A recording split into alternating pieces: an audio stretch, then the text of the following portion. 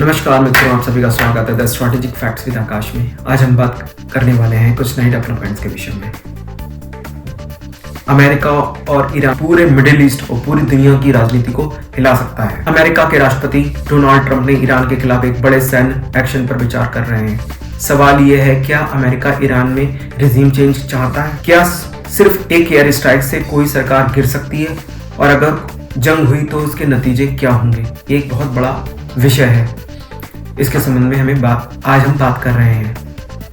Actually में पिछले कुछ समय से ईरान में कुछ चल रहा है, थोड़ा सा इसके विषय में हम प्रश्न चल रहे हैं जिसके लिए हम डिस्कस करते हैं तो आगे की बात क्लियर होती है। दोस्तों, ईरान में हाल में ही देशव्यापी विरोध प्रदर्शन हुए हैं और ये प्रदर्शन महंगाई, बेरोजगारी और राजनीतिक दमन के खिलाफ थे और सरकारी कार्रवाई बेहद सख्त रही है। मानवाधिकार संगठनों के मुताबिक 6000 से ज्यादा लोग मारे गए हैं, जो एक बहुत बड़ा नंबर है, जबकि सरकार बहुत कम आंकड़े बता रही है।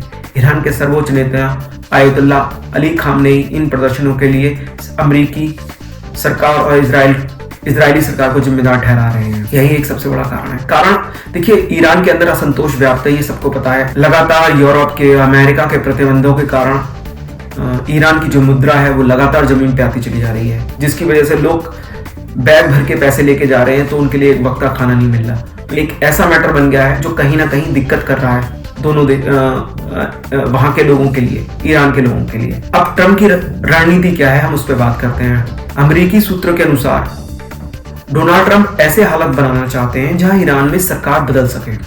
इसके लिए जिन विकल्पों पर चर्चा हो रही है, ईरान के खिलाफ सिक्योरिटी कमांडर पर टारगेटेड स्ट्राइक की जाए, सरकारी संस्थानों पर हमला किया जाए, ईरान के जो भी संस्थान है, ठीक है, बैलिस्टिक मिसाइल सिस्टम को तबाह करना ताकि किसी भी तरीके के प्रतिरोधक क्षमता ईरान की समाप्त हो जाए, यहां तक कि न्यूक्लियर फैसिलिटीज पर हमला करना इस सब में शामिल है। यह ट्रंप की सोच है। मिडिल ईस्ट में क्या हो रहा है? मिडिल ईस्ट के अंदर क्या कह रहे हैं? अमेरिका ने मिडिल ईस्ट में अपना सबसे बड़ा USS Abraham Lincoln aircraft carrier भेज दिया है। इसे ट्रंप आर्माटा कहते हैं, लेकिन अभी तक कोई फाइनल फैसला नहीं किया गया है। न्यूक्लियर डील का भी मुद्दा है। ट्रंप चाहते हैं कि ईरान यूरेनियम इनरिचमेंट को बंद कर दे, लंबी दूरी की मिसाइलों पर रोक लगाए और अपने क्षेत्रीय मिलिशिया नेटवर्क को सीमित करे। ईरान का साफ जवाब है, हम बातचीत को तो तैयार हैं लेकिन धमकी में नहीं आने वाले। मतलब वही वाली बात है, झुकेगा नहीं साला। तो ईरानी विदेश मंत्री की चेतावनी दे रखी है, हमारी सेनाएं ट्रिगर पर उंगली रखे हुए हैं। किसी भी स्थिति में अगर हम पे कोई भी कार्रवाई की गई तो हम लोग बराबरी का या ईंट का जवाब पत्थर से जवाब देंगे। इस तरीके वाली सिचुएशन ईरानी विदेश मंत्री के द्वारा की गई है। यहाँ पर एक चीज और है, इजराइल और अरब देशों को भी यहाँ पे बहुत बड़ी चिंता है। इजराइल का मानना है सिर्फ एयर स्ट्राइक से ईरान की सरकार नहीं गिरेगी। एक इजरायली अधिकारी ने कहा है, अगर रेजिम बदलनी है तो जमीन पर सेना उतारनी होगी। जमीन पर सेना उतारने को कहना तो आसान बात है, लेकिन अगर दूसरे शब्दों में देखा जाए, जब भी सेना जमीन पर उतरती है तो बहुत ज्यादा मानव जान को क्षति होती है।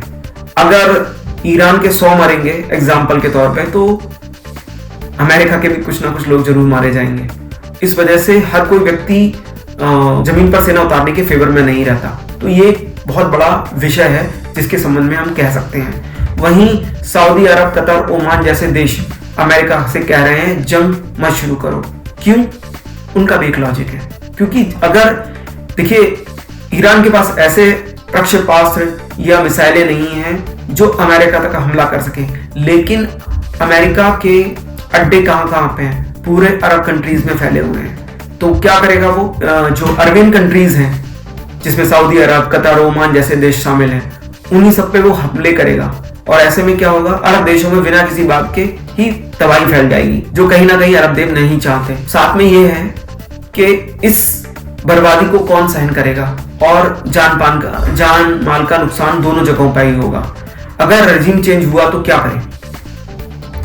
सबसे खतरनाक सवाल यह है कि अमेरिकी विदेश मंत्री मार्को रूबियो ने कहा है, यह माइक्रोवेव में खाने बनाने जैसा आसान काम नहीं है कि 2 मिनट में तैयार हो जाए। अगर खामनेई हटे तो साफ कोई उत्तराधिकारी नजर नहीं आ रहा जो IRGC सत्ता संभाल सकती है। रेवोल्यूशनरी गार्ड जो है, जो कि खामनेई देखते हैं, जिसके सुप्रीम लीडर हैं, अगर किसी तरीके से खामनेई के साथ में कुछ भी हो जाता है, खामनेई हटते हैं, तो IRGC भी सत्ता संभाल सकती है। देश में देश अगला विकल्प ये हो सकता है कि देश गृह युद्ध की तरफ जा सकता है। विशेषज्ञों को डर है कि ईरान सीरिया जैसी स्थिति न बन जाए। अगर ईरान में भी सीरिया जैसी स्थिति बन गई तो जान माल का, संसाधनों का बहुत ज्यादा नुकसान होगा। इस बात को भी ये विशेषज्ञ मानते हैं।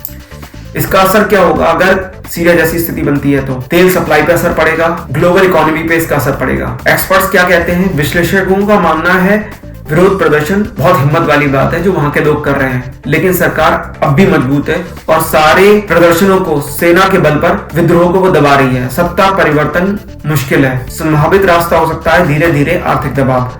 लेकिन यहाँ पर भी एक बात कहने वाली है कि अमेरिका पिछले 20 सालों से लगातार ईरान पे आर्थिक दबाव डाले पड़ा है। इस टाइम दुनिया में जितने आर्थिक प्रतिबंध ईरान पे हैं उतने आर्थिक प्रतिबंध किसी देश पे नहीं है, लेकिन उस पर कुछ फर्क नहीं पड़ रहा। तो कहीं ना कहीं यह है कि युद्ध की स्थिति से ही शायद रिजीम चेंज हो या फिर परिस्थितियां बदलें, लेकिन उससे जान माल का बहुत नुकसान होगा दोनों ही तरफ से। कि अगर जमीन पे सेनाएं उतारती है अमेरिका या कहो तो नाटो, तो यहाँ पे ये एक बहुत बड़ा समस्या का कारण बन सकता है। राजनीतिक टूट फूट हो सकती है, अंदरूनी संघर्ष भी है। आज ईरान और अमेरिका एक बेहद खतरनाक मोड़ पे खड़े हैं। एक गलत फैसला पूरे क्षेत्र को आग में झोंक सकता है। सवाल ये नहीं कि जंग शुरू हो सकती है या नहीं, सवाल यह है अगर शुरू हुई तो क्या इसे कोई रोक पाएगा? आप क्या सोचते हैं? क्या बातचीत ही आखिरी रास्ता है या जंग अब टल नहीं सकती? मित्रों, मेरा मानना यह है किसी समस्या का समाधान जंग नहीं हो सकता, मगर बहुत सी समस्याएं ऐसी होती हैं जो बिना जंग के समाप्त भी नहीं हो सकती। मैं जंग का समर्थक तो नहीं हूं, पर मुझे यह लगता है कि और ज्यादा कोशिशें की जानी चाहिए संयुक्त राष्ट्र संघ के द्वारा, और कुछ ऐसे सारे आसपास के जो भी मिडिल ईस्ट की कंट्रीज हैं उनके साथ में बैठाकर ईरानी सर्वोच्च नेता के साथ में एक बातचीत होनी चाहिए, अमेरिका और ट्रंप की, अमेरिकी प्रतिनिधियों की और ईरानियन प्रतिनिधियों की, जिसपे एक सहमति पे जाया जा सके, जिससे सभी पक्षों का हल हो। अमेरिका के और वेस्टर्न कंट्रीज के प्रतिबंधों की वजह से बेवजह कौन पिस रहा है? ईरानी जनता, जिसका कोई गलत नहीं है, जिसका कोई लाभ नहीं है। देखिए, एक ताकतवर नेता आके बैठ गया है तो आप उसके खिलाफ कदम उठाइए। ऐसे कदम ना उठाइए जिससे कि बेवजह लोग मारे जाएं, बेगुनाह लोग मारे जाएं और रिजीम चेंज के नाम पर नुकसान ही नुकसान हो। तो फैसला कुछ ऐसा किया जाना चाहिए जिससे कि दोनों ही पक्षों को फायदा रहे। मित्रों, अगर आपको अभी तक का मेरा ये विश्लेषण दिया है ईरान और अमेरिका के होने वाले संभावित युद्ध के ऊपर, अगर आपको अच्छा लगा हो तो प्लीज मेरे चैनल को लाइक कीजिए, सब्सक्राइब कीजिए। मुझे विश्वास है आपका सहयोग रहेगा तो मैं और ज्यादा बेटर वीडियो बनाने में सक्षम होऊंगा। मिलते हैं एक अगली वीडियो के साथ में। जय हिंद मित्रों।